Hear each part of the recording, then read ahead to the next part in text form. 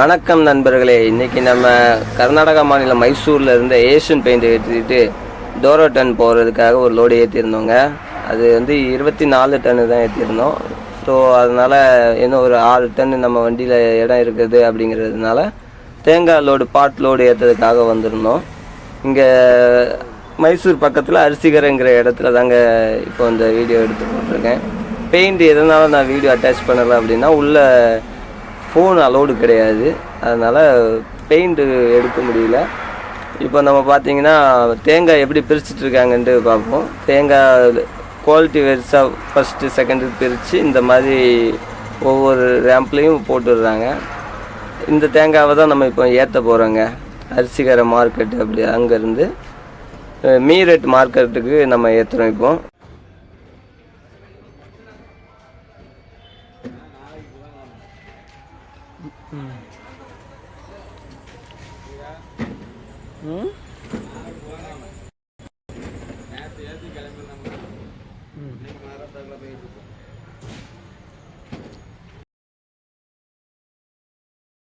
நம்ம வண்டியில் நீட்டாக மூடையெல்லாம் ஏற்றிட்டாங்கங்க. எவ்வளோ அழகாக ஏற்றி வச்சுருக்காங்க பார்த்தீங்களா. இன்னும் கீழே இருக்கிற மூடை எல்லாமே நம்ம வண்டிக்கு தான் வருது. இந்த மூடை எல்லாமே ஏற்றி முடிச்சுட்டு பாய் போட்டுட்டு இந்த இடத்த விட்டு கிளம்பிடலாங்க. நம்ம எப்படி ஏற்றுறாங்கங்கிறத இந்த வீடியோ ஃபுல்லாக பாருங்கள். ஒரு மூடை 80 கிலோ இருக்கும். 2 பேர் ஏற்றுறாங்க, ஒருத்தர் அட்டி போடுறாங்க. பாருங்கள் எவ்வளோ அழகாக ஏற்றுறாங்கன்ட்டு.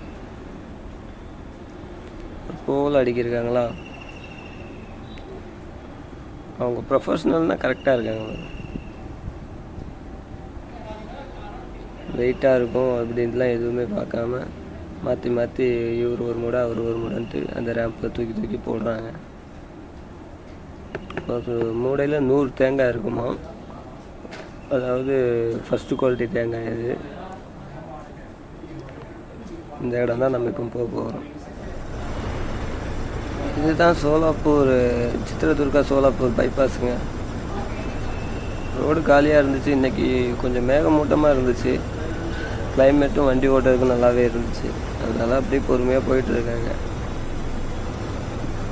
எல்லா வண்டியுமே கொஞ்சம் பொறுமையாக தான் போகும். டைமிங் லோடு ஓட்டுறவங்க மட்டும் கொஞ்சம் வேகமாக ஓட்டுவாங்க. ரோடு காலியாக இருக்குது பார்த்தீங்களா, அதனால் பொறுமையாகவே போய்க்கலாம் அப்படின்ட்டு பொறுமையாகவே போவாங்க. ஒரு வழியாக எம்ஹெச் பார்ட்ரு, சோலாப்பூர் பார்ட்ரு வந்துட்டாங்க. பார்ட்ரு எவ்வளோ மோசமாக இருக்குது. ஒரு பார்டரில் எப்படி பள்ளம் உண்டமாக இருக்குது.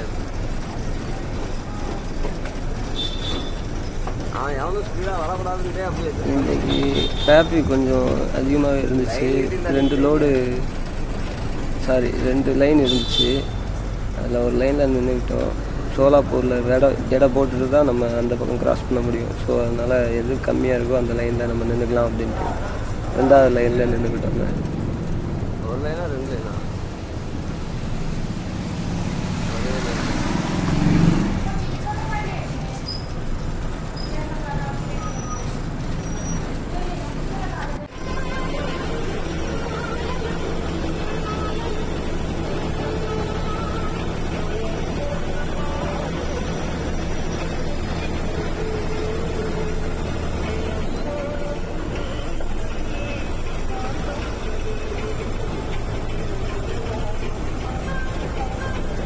போகும்போது மகாராஷ்டிராவுக்குள்ளே கொஞ்சம் மழை பெஞ்சிச்சுங்க. சில இடத்துல பரவலான மலைகள் இருந்தது.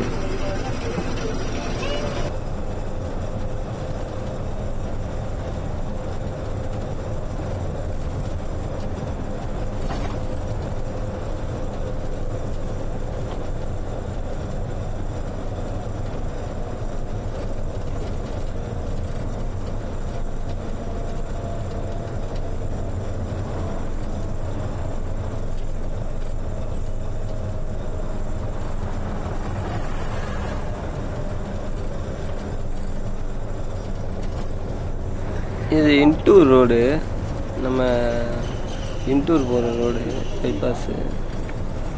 பைபாஸ் காலியாக தான் இருந்துச்சு. கிளைமேட்டும் ஓட்டுறது நல்லா தான் இருந்துச்சு.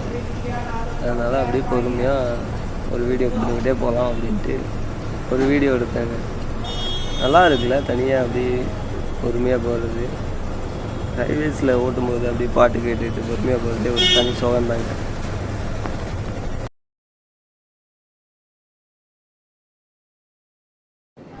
இதுதாங்க மகாராஷ்டிரா எம்பி பார்டர், ஸ்ரீபுரா பார்டரும்பாங்க. அப்படியே பார்டர் கிராஸ் பண்ணி அந்த பக்கம் போனால் எம்பி. வேமெண்ட்டுக்காக வெயிட் பண்ணிகிட்ருக்கோம். இதில் வேமெண்ட்டு போட்டு தான் நமக்கு ஆர்டிஓ பாஸ் ஆகும். நம்ம வண்டிக்கு எவ்வளோ பாசிங்கோ அந்த பாசிங்க்கு மேலே இருந்துச்சுன்னா இதில் கம்பல்சரி ஓவர்லோடு கேஸ் போடுவாங்க. அதனால் பெரும்பாலும் லைன் வண்டி ஓட்டுறவங்க எல்லாருக்குமே தெரியும். பார்டருக்காக கரெக்டாக அதுக்கேற்ற மாதிரி வெயிட்டை மேனேஜ் பண்ணி கொண்டு வருவாங்க. அப்படியே கிளம்பியாச்சுங்க. அப்படியே பைபாஸில் ஓட்டிட்டு போக போக சூப்பராக இருந்துச்சுல. கிளைமேட்டும் நல்லா இருக்குது காலையிலேயே.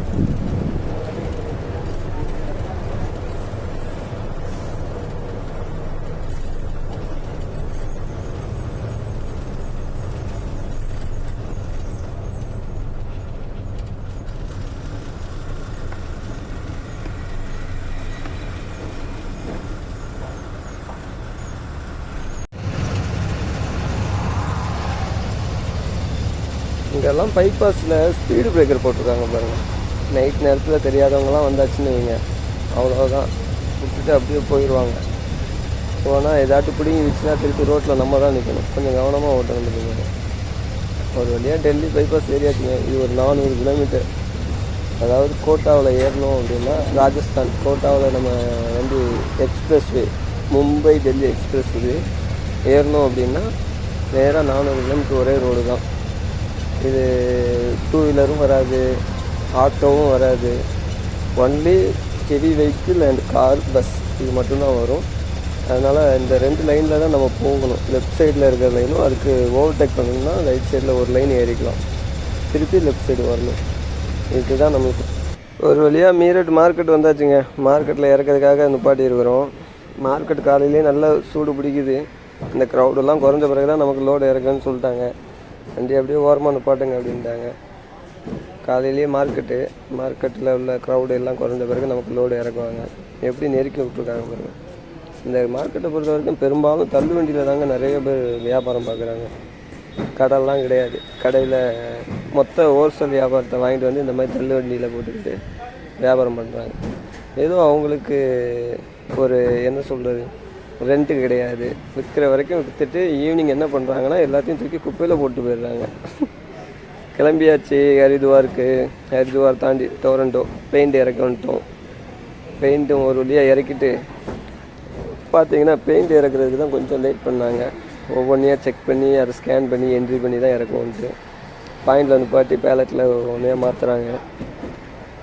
பெயிண்ட்டு டேமேஜ் ஆகிடுச்சுன்னா வாடகை பிடிப்பாங்களாம். Asian paint godown. இது எவ்வளோ பெரிய குடோன் பார்த்தீங்களா? டொரண்டோவில் இருக்குது. இது மைசூர்லேருந்து இங்கே தான் பெயிண்ட் வருது. இது வந்து பெயிண்ட் லீக்கேஜ் இல்லாமல் நம்ம கொண்டு போய் இறக்கணுன்னா வாடகை பிடிக்க மாட்டாங்க. ஏதாட்டு பெயிண்ட்டு லீக்கேஜு மெட்டீரியல் லாஸ் ஆச்சு அப்படின்னா நமக்கு வாடகையில் பிடிச்சிருவாங்க. இந்த பக்கெட்டு டெண்ட் ஆகிருக்கு, மற்றபடி பக்கெட்டு லேசாக டிஸ்லொக்கேட் ஆகிருக்கு அப்படின்னா அதுக்கெலாம் எத்தனை பெர்சன்டேஜ் அப்படின்னு 5% போட்டு எழுதி கொடுக்குறாங்க, எத்தனை பக்கெட் அந்த மாதிரி இருக்குன்ட்டு.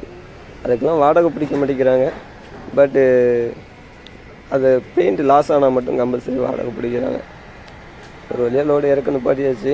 லோடு ஒரு அரை மணி நேரத்தில் இறக்கிடுவேன்னாங்க. ஆனால் அவங்க இறக்கி முடித்தது 2 மணி நேரம் ஆயிடுச்சுங்க. நம்ம வண்டியில் உள்ள முள்ளு லோடையும் இறக்க முடிக்க பார்த்துக்கிட்டே இருந்துட்டு பக்கத்துலேருந்து எல்லாம் கரெக்டாக இறக்கி கொடுத்துட்டு அப்படியே ஓரம் கட்டி அப்படி நிப்பாட்டியாச்சு. அவ்வளோதான், வேலை முடிஞ்சிச்சு. அடுத்த லோடுக்கு ஃபோன் பண்ணி கேட்க வேண்டியதுதான். Okay friends, thank you. அடுத்த லோடு எங்கே என்னங்கிறது அடுத்த வீடியோவில் நான் சொல்கிறேன். தொடர்ந்து நம்ம சேனலை பார்த்துட்டே இருங்க, உங்களுக்கு அப்டேட் கொடுத்துட்டே இருக்கிறேன்.